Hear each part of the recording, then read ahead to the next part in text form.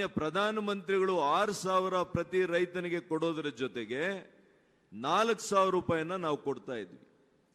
ಕಾಂಗ್ರೆಸ್ ಸರ್ಕಾರ ಬಂದ ಕೂಡಲೇ ಅದನ್ನ ಕಿತ್ಕೊಂಡಿದ್ದಾರೆ ರೈತರಿಂದ. ರೈತರ ಮಕ್ಕಳಿಗೆ ವಿದ್ಯಾಸಿರಿ ಯೋಜನೆ ಅಡಿಯಲ್ಲಿ ಮಾನ್ಯ ಬಸವರಾಜ ಬೊಮ್ಮಾಯಿರವರು ಮುಖ್ಯಮಂತ್ರಿಗಳಾಗಿದ್ದಾಗ ಸ್ಕಾಲರ್ಶಿಪ್ಸ್ ಅನ್ನ ಕೊಡ್ತಾ ಇದ್ರು. ಇವ್ರು ಬಂದ ಮೇಲೆ ತಕ್ಷಣ ಅದನ್ನ ಹಿಂತೆಗೆದುಕೊಂಡಿದ್ದಾರೆ. ಹೀಗೆ ಹಲವಾರು ಯೋಜನೆಗಳನ್ನ ಕಿತ್ಕೊಳ್ಳುವಂತ ಕೆಲಸ ಮಾಡಿದ್ದಾರೆ.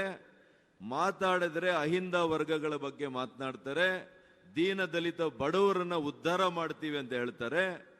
ಇವತ್ತು ದೀನ ದಲಿತರಿಗೆ ಪ್ರತ್ಯೇಕವಾಗಿ ಇಟ್ಟಿರ್ತಕ್ಕಂಥ ಮೀಸಲಿಟ್ಟಿರ್ತಕ್ಕಂಥ ಅನುದಾನ, ಅದರಲ್ಲಿ 11ರಿಂದ 14,000 ಕೋಟಿ ರೂಪಾಯಿಗಳನ್ನ ಇವತ್ತು SCP TSP ಇಂದ ತೆಗೆದು ಇವತ್ತು ಗ್ಯಾರಂಟಿಗಳಿಗೆ ಉಪಯೋಗ ಮಾಡಿದ್ದಾರೆ.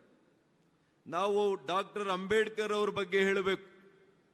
ಇವರು ಯಾವ ರೀತಿ ಡಾಕ್ಟರ್ ಅಂಬೇಡ್ಕರ್ ಅವರನ್ನ ಅಪಮಾನ ಮಾಡಿದ್ದಾರೆ ಜೀವಂತ ಇರುವಾಗ. ಅದೇ ಮಾನ್ಯ ನರೇಂದ್ರ ಮೋದಿ ಅವರು ಹುಟ್ಟಿದ ಜಾಗದಿಂದ ಇಹಲೋಕಕ್ಕೆ ಹೋಗುವ ಸ್ಥಳದವರೆಗೂ ಕೂಡ ಇವತ್ತು ಪಂಚತೀರ್ಥ ಅಭಿವೃದ್ಧಿ ಸ್ಥಳಗಳನ್ನು ಮಾಡಿರುವಂತ ಖ್ಯಾತಿ ನಮ್ಮ ನರೇಂದ್ರ ಮೋದಿಯವರು ಅಂತ ನಾವೆಲ್ಲ ಹೆಮ್ಮೆಯಿಂದ ಹೇಳಬೇಕಾಗ್ತದೆ. ಹಾಗಾಗಿ ಬಂಧುಗಳೇ, ಇವತ್ತು ಹಿಂದುಳಿದ ವರ್ಗದ ನಾಯಕರು ಅಂತ ಹೇಳ್ಕೊಳ್ತಾರೆ ಇಲ್ಲಿ, ಆದರೆ ನಾವು ಹೆಮ್ಮೆಯಿಂದ ಹೇಳ್ಕೋಬೇಕು, ಈ ದೇಶದ ಅತ್ಯಂತ ಎತ್ತರದ ಹಿಂದುಳಿದ ನಾಯಕರು ಯಾರಾದರೂ ಇದ್ರೆ ಅದು ನಮ್ಮ ನರೇಂದ್ರ ಮೋದಿಯವರು ಅಂತ ನಾವು ಹೇಳಬೇಕಾಗ್ತದೆ. ಇವತ್ತು ಅನೇಕ ಯೋಜನೆಗಳು, ಕೇಂದ್ರ ಸರ್ಕಾರ ಕೊಡೋ ಯೋಜನೆಗಳು ಇವ್ರು ಮಾರ್ಕೆಟ್ ಮಾಡ್ಕೊಳ್ತಾ ಇದ್ದಾರೆ ಕಾಂಗ್ರೆಸ್ನವರು. 10 ಕೆಜಿ ಅಕ್ಕಿಯನ್ನ ಕಳೆದ 4 ವರ್ಷದಿಂದ ಕೊಟ್ಟಿದ್ದು ಇವತ್ತು ಗರೀಬ್ ಕಲ್ಯಾಣ್ ಯೋಜನೆ ಅಡಿಯಲ್ಲಿ ನಮ್ಮ ಬಿಜೆಪಿ ಸರ್ಕಾರ. ಮೊನ್ನೆ ಜನವರಿವರೆಗೂ ಕೂಡ 10 ಕೆಜಿಯನ್ನ ಕೊಟ್ಟಿದ್ದೇವೆ.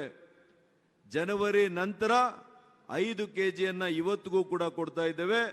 ಮುಂದಿನ 5 ವರ್ಷಗಳು ಕೂಡ ಬಿಜೆಪಿ ಸರ್ಕಾರ ಕೊಡುತ್ತೆ. ಆದರೆ ಮೊನ್ನೆ ಗೌರಿಬಿದನೂರಿನಲ್ಲಿ ಒಂದು ತಾಯಿಯನ್ನು ಕೇಳಿದ್ರೆ ಈ ಅಕ್ಕಿ ಕೊಡ್ತಾ ಇರೋದು ರಾಜ್ಯ ಸರ್ಕಾರ ಅಂತ ಹೇಳ್ತಾರೆ. ಅಂದ್ರೆ ನಾವು ಅರ್ಥ ಮಾಡ್ಕೊಳ್ಳೋಣ, ನಾವು ಕಾರ್ಯಕರ್ತರು ಯಾವ ರೀತಿ ನಾವು ಪ್ರಚಾರವನ್ನ ಮನೆ ಮನೆಗೆ ತಲುಪಿಸ್ತಾ ಇದ್ದೇವೆ. ನಾವು ಅನೇಕ ಯೋಜನೆಗಳನ್ನು ಅನುಷ್ಠಾನ ಮಾಡಿದ್ದೇವೆ. ಆದರೆ ಇದನ್ನ ಅನುಷ್ಠಾನ ಮಾಡಿದಂಥವರು ಮೋದಿಯವರ ಅಲ್ವಾ? ಕೇಂದ್ರ ಸರ್ಕಾರ ಏನ್ ಮಾಡಿದೆ? ಇದನ್ನ ನಮ್ಮ ಬೂತ್ ಮಟ್ಟದ ಕಾರ್ಯಕರ್ತರು ಮನೆ ಮನೆಗೆ ತಲುಪಿಸದೆ ಹೋದ್ರೆ ರಾಜಕಾರಣದಲ್ಲಿ, ಚುನಾವಣೆಯಲ್ಲಿ ವಿಶೇಷವಾಗಿ ಉಪಯೋಗ ಆಗೋದಿಲ್ಲ. ಹಾಗಾಗಿ ಮನೆ ಮನೆಗೆ ತೆರಳಬೇಕು.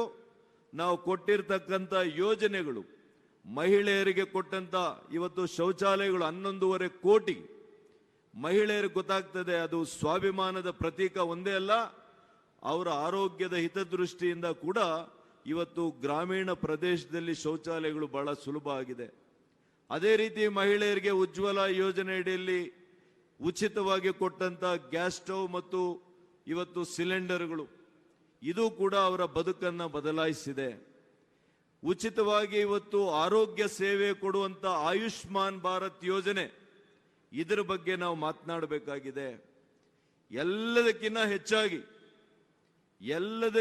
ಹೆಚ್ಚಾಗಿ 130 ಕೋಟಿ ಜನರು ನಾವೆಲ್ಲ ಕೂಡ ಹೋರಾಟ ಮಾಡಿದಂತ, 500 ವರ್ಷಗಳಿಂದ ಹೋರಾಟ ಮಾಡಿದಂತ, ನಮ್ಮೆಲ್ಲರ ಒಂದು ಈ ಕಲಿಯುಗದ ದೈವ ಅಂತೆ ನಾವು ನಂಬಿರ್ತಕ್ಕಂಥ ಆ ಶ್ರೀರಾಮಚಂದ್ರ ಪ್ರಭುವೇ ಇವತ್ತು ಅಯೋಧ್ಯೆಯಲ್ಲಿ ಬಂದು ನೆಲೆಸಿದ್ದಾನೆ ಅನ್ನುವಂತಹ ಭಾವನಾತ್ಮಕವಾದಂತಹ ಇವತ್ತು ಸಂತೋಷ, ಹೆಮ್ಮೆ ನಮಗೆಲ್ಲರಿಗೂ ಕೂಡ ಆಗಿದೆ.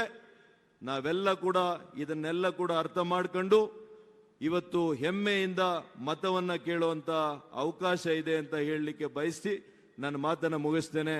ಜೈ ಶ್ರೀರಾಮ್, ಜೈ ಶ್ರೀರಾಮ್.